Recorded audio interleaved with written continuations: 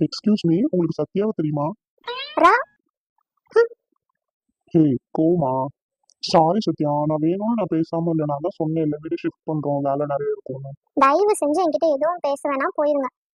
சரி, சாரி. என்னை பத்தி கொஞ்சம் கூட அக்கறை இல்லைல்ல உங்களுக்கு? நானும் இன்னைக்கு பேசுவீங்க நாளைக்கு பேசுவீங்க, நானும் வெயிட் பண்ணி எப்பா 2 வீக்ஸ் ஆச்சு பேசியே. ஹே, சாரி டி, அழாத ப்ளீஸ். நிஜமாவே என்னால் ஃபோன் கூட பண்ண முடியல. நான் ஃபோனுக்கு சார்ஜ் போட்டே ரொம்ப நாள் ஆச்சுமா. ஃபோனே 10 days சுவிட்ச் ஆஃப்ல தான் இருந்தது. அதனால தான் நான் ரொம்ப பயந்துட்டேன். சரிம்மா, அழாத ப்ளீஸ். ஹார்ட் ரொம்ப ஹெவி ஆகுது.